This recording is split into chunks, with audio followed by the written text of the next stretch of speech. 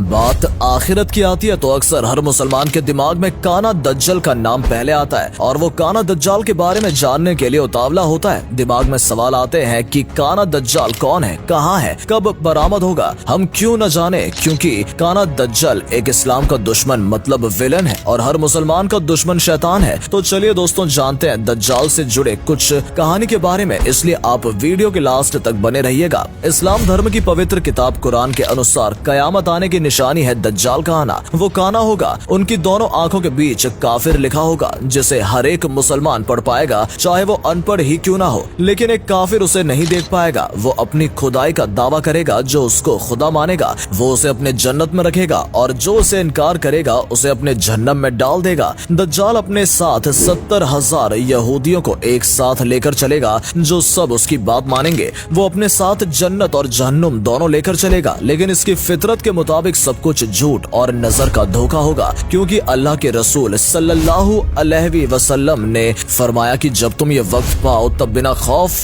करे इस जहन्नुम में जाना, क्योंकि यही असली में जन्नत होगी और इसकी जन्नत असल में जहन्नुम होगी। ये तो रही दज्जाल कौन है, लेकिन अब सवाल आता है कि क्या दज्जाल भी इस धरती पर मौजूद है? अगर है तो कहाँ है? क्योंकि अल्लाह के रसूल सल्लल्लाहु अलैहि वसल्लम ने इसके कैद की जगह तक की निशान दे कर दी थी कि वो इस वक्त कहाँ मौजूद है और किस वक्त दुनिया में जाहिर होगा। और अगर आज हम इन्हीं निशानियों को सामने रखकर इस लोकेशन को ढूंढने की कोशिश करें तो क्या वाक्य हमारे सामने आता है वो आपके होश उड़ा देगा। लेकिन ये सब जानने से पहले कि दज्जाल इस वक्त कहाँ मौजूद है, उससे पहले एक शहाबी जिनका नाम था तमीम दारी, उनके समुद्री सफर और दज्जाल के इनकी मुलाकात के बारे में जानना बहुत जरूरी है, जिसे रसूल अल्लाह सल्लल्लाहु अलैहि वसल्लम ने कंफर्म किया कि जिससे तुम मिले वो वाकई में दज्जाल ही था। पर वाकया उस सहाबी हजरत तमीम दारी रज़ी अल्लाहु ताला अन्हु ने सुनाई जो इस्लाम कबूल करने से पहले ईसाई थे। और यह अजीबोगरीब वाकया देखने के बाद वो अल्लाह के नबी हजरत मोहम्मद सल्लल्लाहु अलैहि वसल्लम के खिदमत में हाजिर हुए और इस्लाम कबूल कर लिया। वो कहते हैं कि एक मर्तबा में 30 मुशफिकरों के साथ समुद्री सफर पर निकला था और हम सब एक कश्ती पर सवार थे। हमारा सफर बहुत ही सुकून के साथ कट रहा था कि अचानक हवा चलना शुरू हो गई और समुद्र में तूफान आ गया और मौसम इतना खराब हो गया कि मुसाफिर परेशान हो गए और हर कोई अपने अपने खुदाओं को पुकारने लगा, क्योंकि किसी को कुछ समझ में नहीं आ रहा था। अब हम में से हर किसी को ये यकीन हो गया कि मौत अब यकीनी है। इस आस में 1 महीने तक बीच समुद्र में हिचकोले खाने के बाद किसी को कुछ पता नहीं था कि हम कहाँ जा रहे हैं या कहाँ मौजूद हैं। फिर अचानक 30 दिनों बाद भूले भटके मुसाफिरों को दूर से ऐसा नजर आया जैसे कुछ दरख्त समुद्र में खड़े हो। 30 दिन से मुसीबत में फंसे हुए मुसाफिरों को ये मंजर देखकर उम्मीद की कुछ किरण नजर आई और मल्लाह ने जल्दी से वहां पहुंचने के लिए पूरी ताकत के साथ चप्पू चलाना शुरू कर दिए और कश्ती को तेजी के साथ उन दरख्तों के पास ले जाने लगा। कश्ती में मौजूद मुसाफिर जिन्हें यकीन हो चुका था कि अब मौत के सिवा कुछ नहीं, उनके चेहरे पर जिंदगी की उम्मीद नजर आने लगी। जब दरख्त करीब हुए तो सारे मुसाफिरों को जानकर खुशी हुई कि यह समंदर में वाकई कोई जजीरा है। अभी तो सूरज मुकम्मल गुरूब नहीं हुआ था कि कश्ती जजीरों के किनारे पहुंच गई। मुसाफिरों को उस जजीरे पर उतरे ज्यादा वक्त नहीं हुआ था कि दरख्तों में से एक अजीब किस्म का जानवर निकला। उस जानवर के पूरे शरीर पर बाल थे और इस तरह लंबे और घने थे कि ये भी पता नहीं चल रहा था कि जानवर का अगला हिस्सा कौन सा है और पिछला हिस्सा कौन सा। सारे मुसाफिर इस अजीबोगरीब जानवर को देखकर हैरान और परेशान हो गए, क्योंकि इनमें से किसी ने भी ऐसा जानवर देखा ही नहीं था और सारे मुसाफिर इस बात से बहुत परेशान होने लगे कि ये क्या बला है। एक मुसाफिर ने दूसरे मुसाफिर से पूछा कि ये क्या चीज है। जानवरों ने मुसाफिर की ये बात सुन ली और मुसाफिर के जवाब से पहले वो जानवर खुद बोला, मैं जसासा हूँ। जानवर के इंसानों की तरह बोलने पर तमाम मुसाफिर और परेशान हो गए, क्योंकि आज तक उन्होंने किसी जानवर को इंसानी जुबान में बोलते हुए नहीं देखा था और ना ही सुना था। और उसके बाद सब ये समझने लगे कि ये जरूर कोई जिन है और हमारे सामने आ गया है। जासूसी का मकसद क्या है और तुम किसके लिए जासूसी करते हो? एक मुसाफिर ने हिम्मत करते हुए उससे पूछा और उस जानवर ने कहा कि मैं जिसके लिए जासूसी करता हूँ उसे तुमसे मिलने का बेहद शौक है और वो तुमसे बात करना चाहता है, लिहाजा तुम मेरे साथ चलो। ये सुनकर तमाम मुसाफिर हैरान और परेशान चुपचाप उसके पीछे चल दिए। वो अजीबोगरीब जानवर दरख्तों के बीच रास्ते में से होता हुआ महल के अंदर पहुंच गया। महल के अंदर पहुंचते ही सबने देखा एक बहुत बड़ा शख्स जंजीरों में जकड़ा हुआ था और रिहाई के लिए कोशिश कर रहा था और मुसाफिरों ने इससे पहले इतने बड़े कद और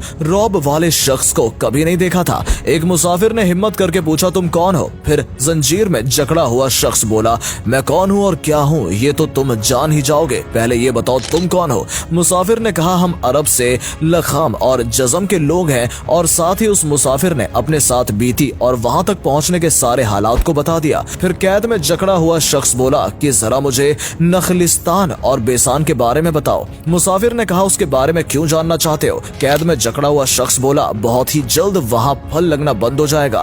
फिर वो कैदी बोला, अच्छा मुझे दरियाओं के बारे में बताओ, क्या दरिया में पानी है। मुसाफिरों ने कहा, हाँ दरिया में पानी है। फिर उसने कहा, बहुत ही जल्द उसका पानी खत्म हो जाएगा। फिर वो कहने लगा, मुझे जगार के चश्मे के बारे में बताओ। मुसाफिरों ने कहा, तुम क्या पूछना चाहते हो। तो उसने कहा कि क्या चश्मे में पानी है, तो क्या वहाँ के लोग उस पानी की खेती वगैरह करते हैं। फिर उसने पूछा, अच्छा मुझे मुसलमानों के नबी हजरत मोहम्मद सल्लल्लाहु अलैहि वसल्लम के बारे में बताओ। मुसाफिरों ने कहा, उन्होंने मक्का शरीफ से अपनी दावत का आगाज किया और अब वो मक्का शरीफ से निकलकर मदीना शरीफ में मौजूद है। कैद में जकड़ा हुआ शख्स पूछा, क्या वो अरब के लोगों के साथ कोई लड़ाई लड़े और अरबों ने लड़ाई में उनका साथ क्या सलूक किया। फिर मुसाफिरों ने कहा, लड़ाई में वो अरबों पर गालिब रहे और बहुत से अरबों ने उनकी इतायत भी कबूल कर ली और अब वो खुद को उनकी ताबेदारी में रखते हैं। ये सुनते ही वो गुस्से से फटकारा और जंजीरों को झटक दिया। फिर मुसाफिरों का सामना करते हुए बोला, अब मैं तुमको अपने बारे में बताता हूँ। फिर उसने कहा, मैं दज्जाल हूँ और तुम्हारी बातों से मुझे मालूम है कि मुझे यहाँ से निकलने की आजादी मिलेगी। फिर मैं इस जंजीर से निकलूंगा और 40 दिन में पूरी दुनिया घूमूंगा। दुनिया की कोई बस्ती या गाँव ऐसा ना होगा जहाँ से मेरा गुजर ना हो। हाँ, मक्का और मदीना में जाना मेरे बस से बाहर है, मुझे वहाँ जाने की इजाजत नहीं। मैं इन दोनों शहर में दाखिल होने की कोशिश भी करूंगा तो मेरे आगे फरिश्ते रुकावट बन जाएंगे, उनके हाथों में तलवारें होंगी और वो मुझसे लड़ेंगे।